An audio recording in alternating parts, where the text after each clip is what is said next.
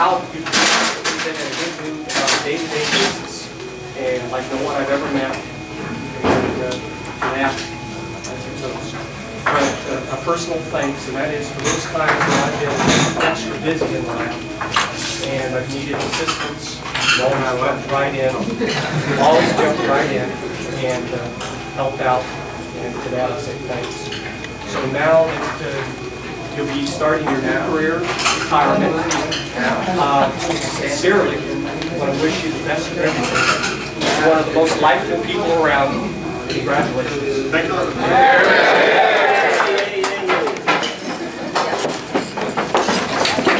Daryl's smiling face. So long, Al.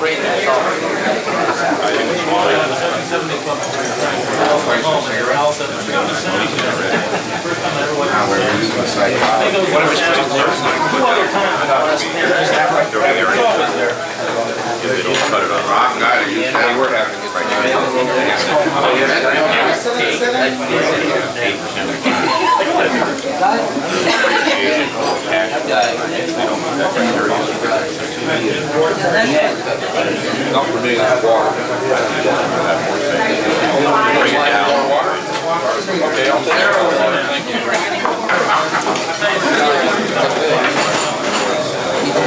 Wait for the rest of the table to come by. I'll come back.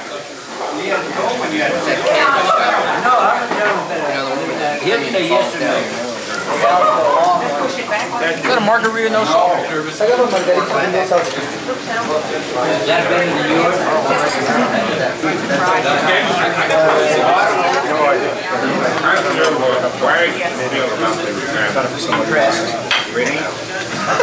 She just really thrilled to be home. Between each place, the husband would have the shower. She look all out.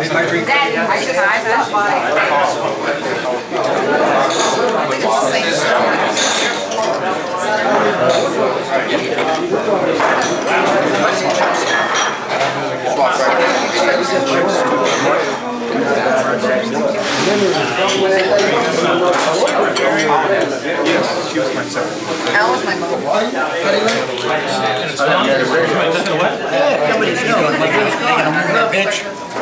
Watch out for the ball head right there. Oh, turn around.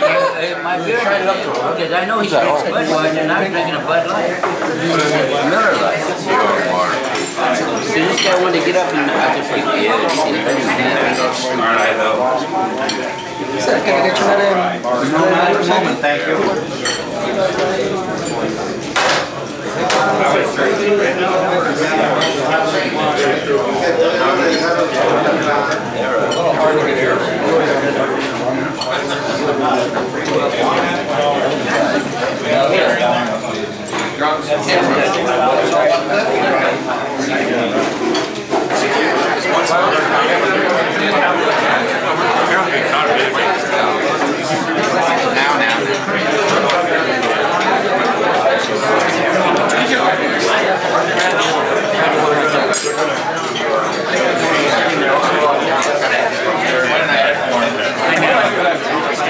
Eat with your fork, put it in your mouth.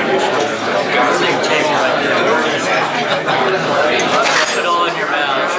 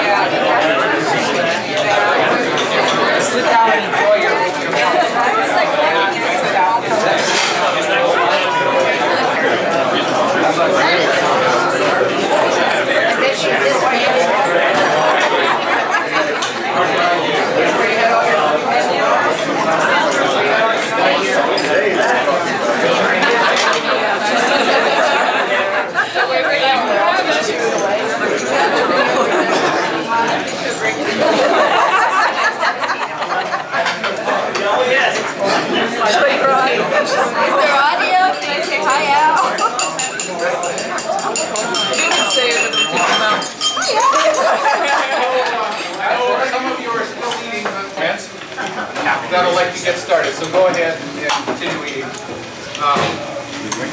We're here today to say farewell to Al Youngman. Good riddance. For those of you who don't know who that is, that's La Namganoy spelled backwards. I'd like to start with just a little bit of history. Al was born in a huge town in South Dakota called Hecla, South Dakota. Way back about 1927. Graduated high school in 1944 and moved down here to California. Actually, Northern California. Got a job as a soda dealer in somewhere near Berkeley. In 1950, behind the bar even then. In 1944, 1945, he went to join the Merchant Marine. For 3.5 years, he sailed around the world. I guess he went around twice. You mean on the ocean? October 20th, 1948, Al joined the research department, which was then located at LAR. And I understand that his starting pay was $11.19 a day. I want to let you know that in the meantime, he's more than doubled his salary. I haven't seen it. That's because the government took it. 1951, when the research center opened, Al moved out here to Brea, and started working in the IR UV lab, which was then located in M103. Early 1956, he was in a special project working with the Coordinating Research Council on a smog survey in Los Angeles. And then later in 1956, he was transferred to Rifle, Colorado, where he headed up the analytical laboratory at the shale demonstration plant. He worked there for a couple of years, and just before he was about to come home, he was in a major car accident. A car accident that put him in the hospital for 76 days. An interesting number. That accident gave him a dislocated hip. And as I understand it, the doctors were able to locate it again. They tell me they screwed it back on. Apparently they didn't screw it on tight enough. Because every time he goes to Vegas, he tells me he lost his ass.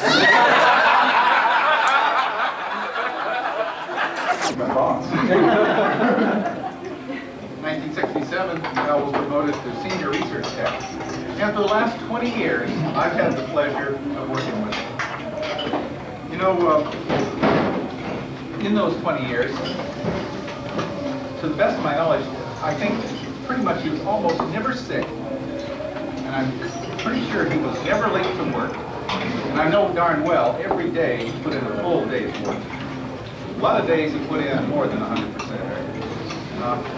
There were many times when Al would work 40, 50-hour week, then come in on Saturday, put 12 hours in, and come back on Sunday for another 8 more. I've seen him turn out 40 Noble Leagues recordings in one weekend. That's how he ran so much time. One thing about that, in all this time and all that work, was never complained. At least not to me. So, you know, I was thinking if there was such a thing as a job classification of super tech, Al would be one of the first to get it. Since there isn't, I like to present him with a Super Tech Award, sort of an unofficial basis.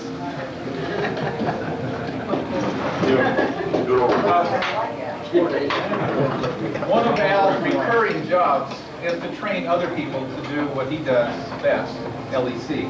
And that happens at least once a year when he goes on vacation, because he's gone for 6 weeks. You know, you recognize him when he comes back. I realize that many of you that have worked with Al and trained with him are here today. And I just put down a list of those that I could remember, and I'm sure I've forgotten some. But over the years, people who trained with Al include Mike Bell, Roger Hughes, Bill Seawald, Dennis Delaney, Dennis Bowling, Dennis Saunders, Marcia Totten, Taylor Truex, Chuck Hamilton, Bill Dickey, Dave Gibbons, Lenny Don Vito, Chris Stoker, Jorge Munoz, and Rob Schmidt. Excuse me, Taz Killian, of course. I should probably forgot a few others. Yeah, I think probably for all of us that have worked with Al, I think we can all say that we owe some part of our success to things we've done for Al. You know, I think maybe some of you that have worked with him will enjoy hearing some of Al's favorite sayings again. For example, many times you'll hear Al say on the other side of the road, "Don't get in my way. I've got work to do." Now, I think he's got sort of an objection to laboratory equipment. I'm sure of it.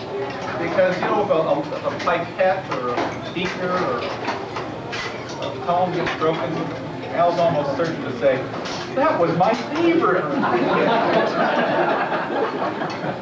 I call Al's side of the room the right-on side. The reason is, if Al calibrates the spectrophotometer, it turns out right on. If Al calibrates the absorbent, it turns out right on. And if he does a sample of duplicate, the results are right on. So sometimes we have to analyze, Al particularly has to analyze samples that are a little bit smelly. They have loaded with H2S, or they have sulfides in it. And I can remember Sheila often saying when Al would open one of those bottles, and everyone around the lab would smell it, she would say, "Al, is that you?" He'd always say, "Well, we don't work in a perfume factory, you know."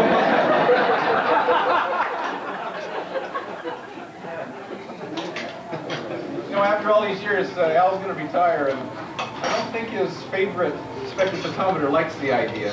The Carry 219 has refused to operate at all ever since he announced his retirement.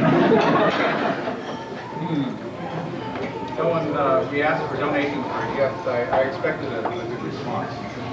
But, you know, I was surprised at the overwhelming response I got. I guess some of you realized it was time to pay up on some of those bets. So, Al, I'd like to present you with, first of all, this card, which includes a list of all the people who participated, and a check here for $375. There's also a $20 bill in there earmarked to spend only at Sam's.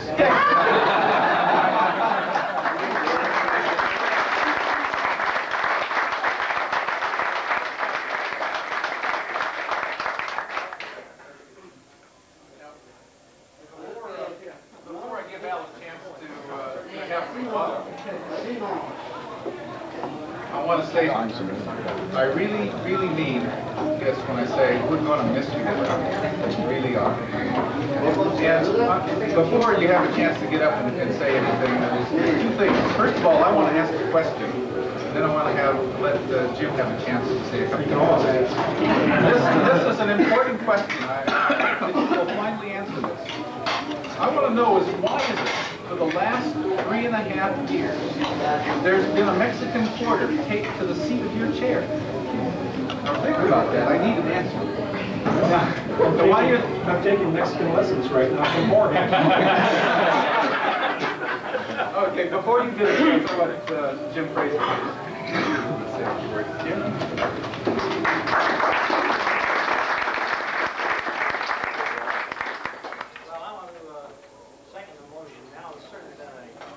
Super tech. I met Al, of course, when I came out here at 65 with the kilo contingent and walking around the new labs. I was amazed. They were the most meticulous lab we ever saw. Al's was absolutely cool. And so was his work. I was thinking as Dennis was talking, I'm sure everybody has made a mistake in his life. But I don't know that Al did in any of his work. He probably did at some point or another. But No, one time I was mistaken.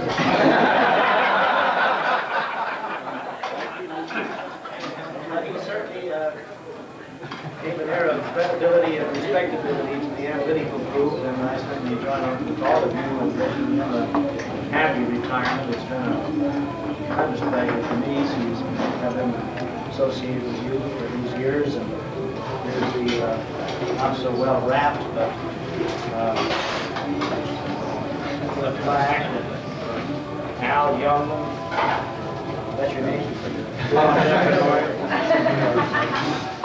On the occasion of retirement in March, more than 41 years of valued service and so on. You can bring that in your... Who's the stick on it? Who's that? The CEO. Thank you very much.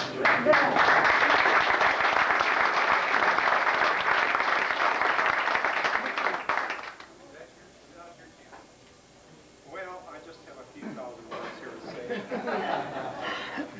One question, Al. Yes, I do have one. Are you going to work this afternoon? Yes, unfortunately, I do have things to do. Stay out of my way. Well, you don't mind if I read, do you? You can you? Okay. Well, like I said, my name is Law Namkanoy, as everyone knows. And to be standing up here in front of all you people is not my cup of tea. Right now, I'm so nervous I'm about to wet my pants. Everyone knows that I'm a very quiet and bashful individual. To say the least, I am overwhelmed to see so many of my friends here today. My garden, people won't do to leave that funny farm. I've already given my life history. It's been very quiet and a boring life, but I've enjoyed it. First of all, I wish to thank Union Oil for having had the balls to hire me.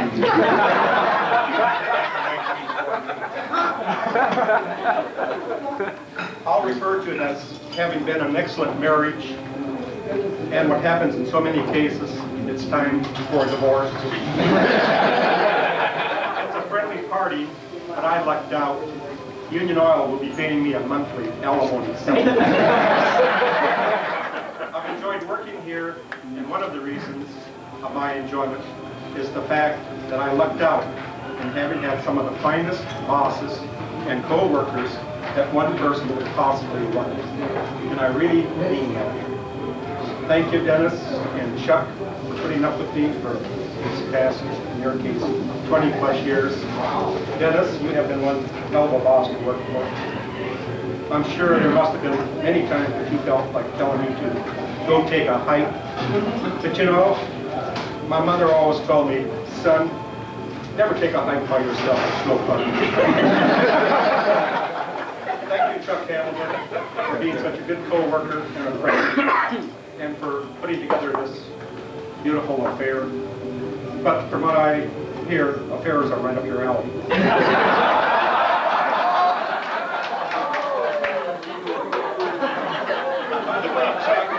By the way, Chuck, what does that B in your middle name mean? Bruce? So many people have asked me what my plans are after I retire. My whole lifestyle has been not to make plans in advance. Take each day as it comes. And starting Thursday morning, and every morning that I get up, I'm going to rush outside my apartment door, grab the LA Times, run back into my apartment, turn to the obituaries section, and see if my name is there. I'm going to shout, hallelujah! Watch out, world. Today I'm going to kick ass. Before I go on any further, you know, I am not one to pass on rumors at all. But, and to you people who had a chance to retire, but didn't, shame on you. Beware. Rumor has it that when this so-called evacuation drill is coming up, Brea and Smalley are hiding in the wings with a crew of laborers, and as soon as you leave your offices, they will move your desks out into the hallway and change the door locks.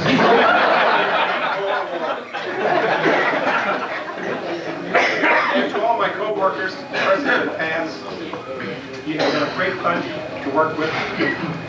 And thanks to Marilyn Regardless of what a fabulous and exciting life she leads. To Rob Schmidt, who has replaced me on the day shift, good luck. To Jorge Munoz, who is working the afternoon shift, and he was just trying to teach you some very special words in Spanish. Now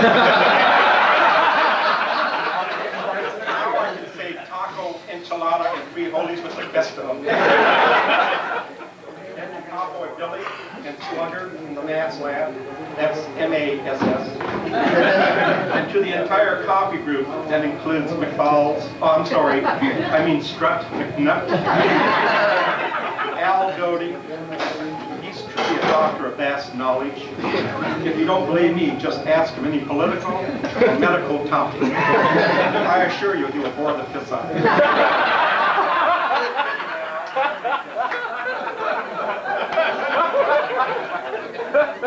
Bob Hilliard and his foreman in the shop, the two W's, Ward and Wilkinson, in the operation.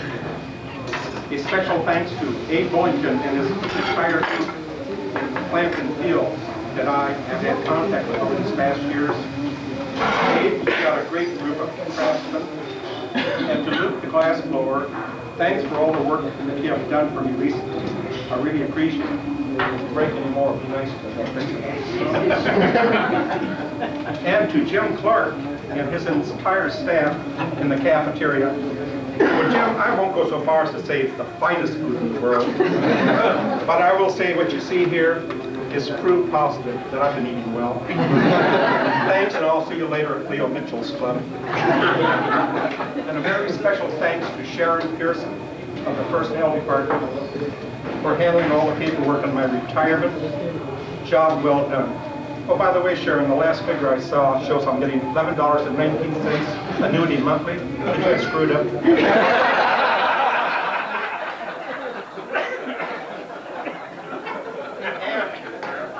to Mrs. San Francisco, wherever you are, it's been a great pleasure knowing you all these years. Thanks for being such a friend. I'm deeply honored to see so many of my former co-workers who used to work at Union Oil here today. Thank you, Cass. He's a pervert. He's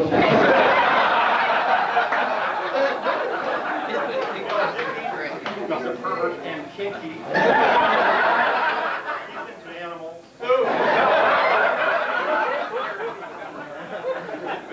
What kind of birds of a feather out? He's here somewhere. He's just a nice guy. Thank you for coming up to San Diego. And Marcia Totempo. Very sweet, lovely. Sheila was supposed to be here to send any invitations out to any retirees. So I was trying to keep this very low key. I don't want any retirees to feel hurt or snubbed. They won't, they just won't talk to you anymore. To their luncheons. And may I say a few words about that picture of Sam's place that appeared on that flyer? First of all, Sam's place is sort of my home away from home, if you know what I mean. I've only been going in that toilet for the past 40 years.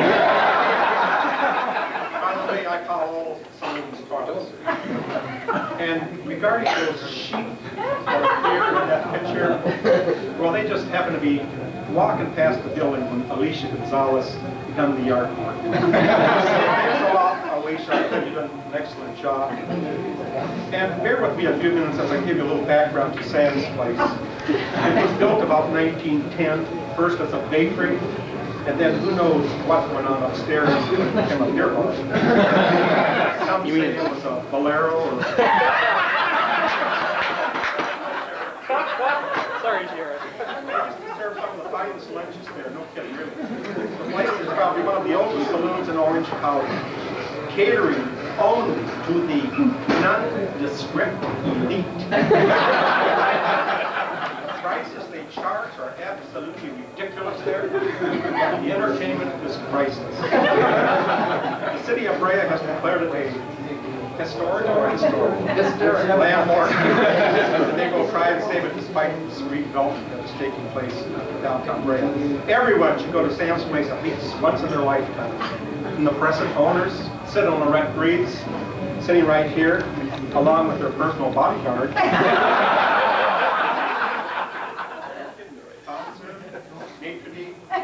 If you go to Sam's place, just mention Gordon's name and get a good seat. And you know, I just had one hell of an idea. I sure hope that I don't put my foot in my mouth on this one. Remember that picture of Sam's place on that flyer?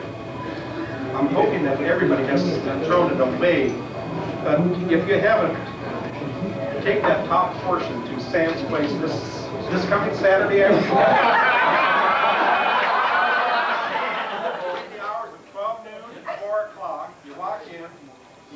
Buy your first drink, and if you print your name on the back of that flyer, good old Youngman will buy the second drink. Many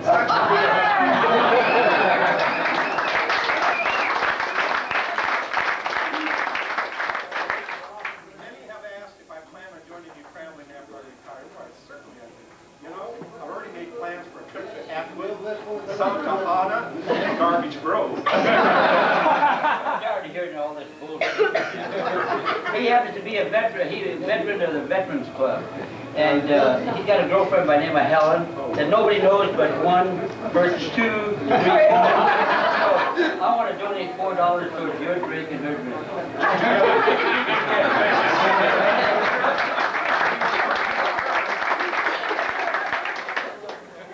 And they say you haven't lived until you spend the night in Guadalajara. That's on my schedule also. I'm also considering another round-the-world trip before I get too old. I'll be going back to South Dakota in June for my niece's wedding in the Black Hills area. I'll be going back to Tekla to see my sister and probably drive out to the farm and sort of just think about the good old times. Thank goodness no one brought in a female stripper today. I certainly wouldn't want any of you men to get up and leave. And by the way, some of the little things that I'm going to really miss when I retire is seeing Stan Pelchik wandering around every day checking on the welfare of all the girls.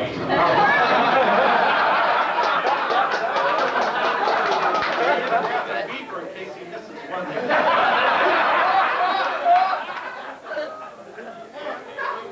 Not seeing Vern Yamaguchi sauntering in at 10 after 8 every morning.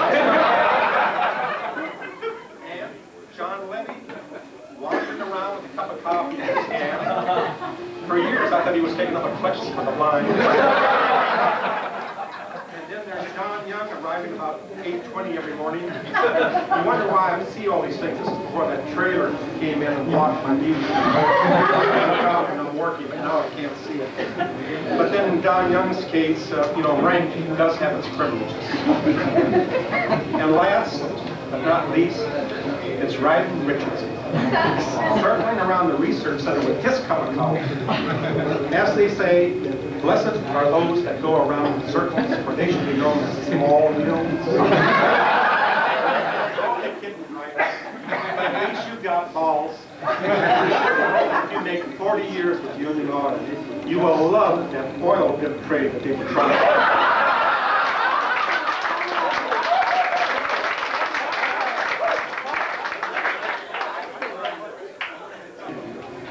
Please forgive me. I love you all, and remember me, keep in touch, and thanks for coming. And I got no back.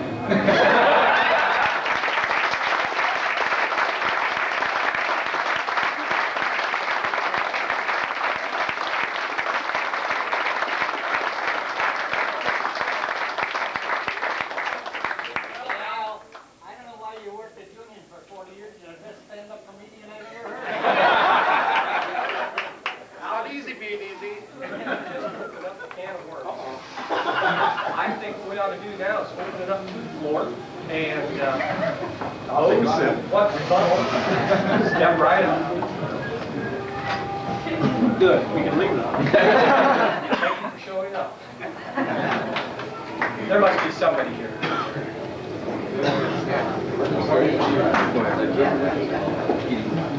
Well, I guess I have a story to share. And not along the lines of Al just said, but it's more along a kind of a confession or acknowledgement to Al. And that is, we work together and we kind of share responsibilities. We clean up after each other. and try to keep the lab as neat as possible. Well, it's been playing games with me for about the last 6 years because every month or two I'll walk in and there'll be these used chem lights, I think, and they'll be laying on the ground next to the trash bucket, never in the trash bucket, always on the ground. And that bugs me because I'm not going to go over there and pick these things up. I don't know where they've been. What I'll do then is I'll back off and I'll wait a couple weeks and I'll get even by wadding up 8 or 9 of them. I'll set them next to the trash buckets and I'll stand back and wait for him to come in the lab and watch his reaction. And he says nothing, but he doesn't pick them up either.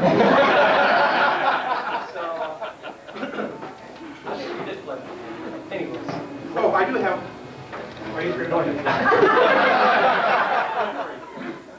I just thought of some little humorous incident that happened to me when I first came to work in Union back in 1948. You know, here I'm, just off the farm and from the service.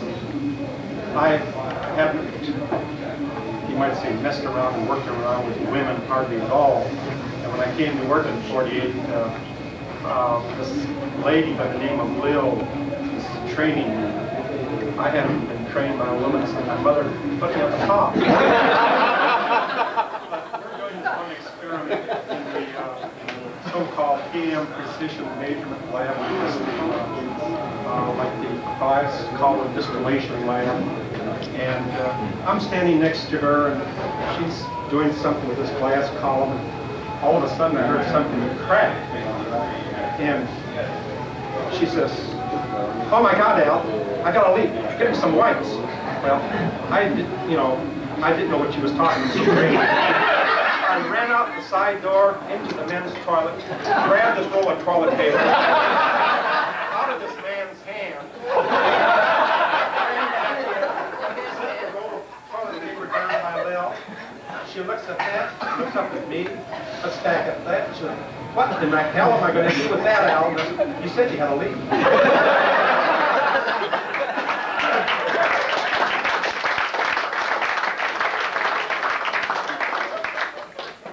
Well, if there's anybody out there that would like to say something, we're afraid of it. If not, I guess, congratulations. Thank you for coming. Thank you all for coming. And for Al, congratulations. Thank you.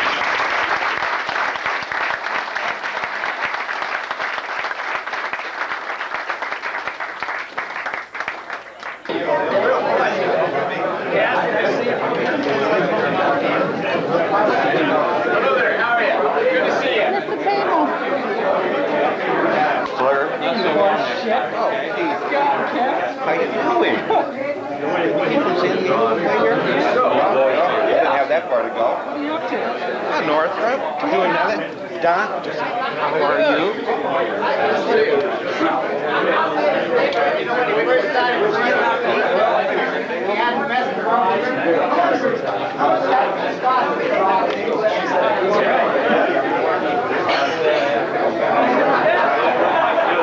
It was good to see you today. You picked our first share. I know. Any words, Al? You're growing up. Words? Just don't chorus. Let me think, Sharon. Let me give it a thought.